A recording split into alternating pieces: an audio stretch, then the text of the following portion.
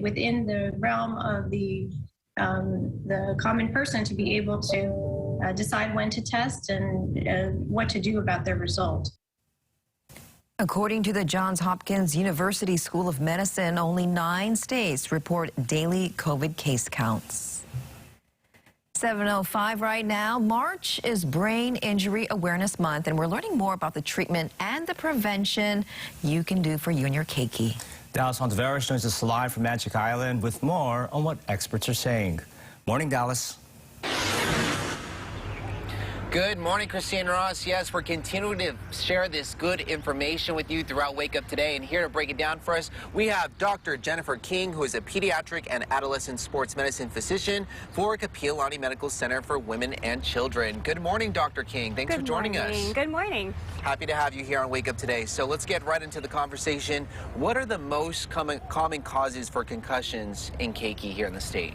So it can be variable depending on the ages. So our littlest keiki, we worry about falls, motor vehicle accidents, and bicycle accidents. So you can imagine they're on the playground all the time, so easy to fall from the monkey bars. And then our older keiki who are involved in sports, then we're seeing it more commonly in things like football, basketball, and soccer.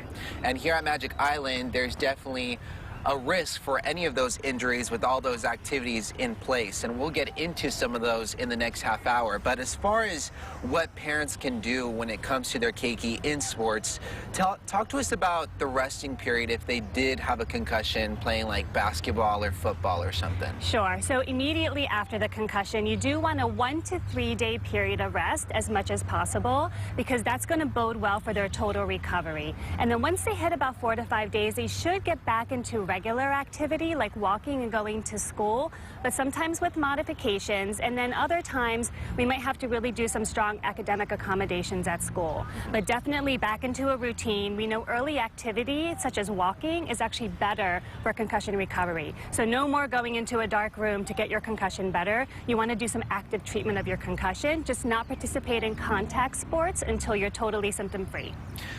What is the best way to go about, say, if you had a child who had an injury when they were like 5 or 6 years old, a few years passes by, and they're starting to feel pain again somewhere by that injury? Is there any relation to it, or what is the best way to follow up on past injuries? So typically, once you recover from a concussion, we don't expect it to return. Okay. The ones that we worry about are the ones that don't make complete recovery. So usually, if the concussion had been a few years prior, then you need to look for another reason why they're having the headaches, because headaches aren't just with concussions. We see them with lots of things like not sleeping, not eating regularly, being dehydrated. So then at that point, you want to see, well, did they have another head injury, or is this headache related to something else?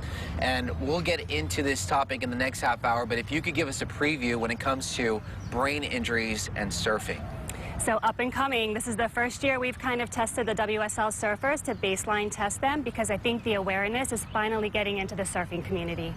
Perfect. We'll get into those details in the next half hour with Dr. King. But if you want some more information about Brain Injury Awareness Month, visit our website at KHON2.com. Reporting out here at Magic Island, Dallas Ontiveros, KHON2 News, working for Hawaii. Thank you, Dallas. 7:09 right now. A Hawaii-born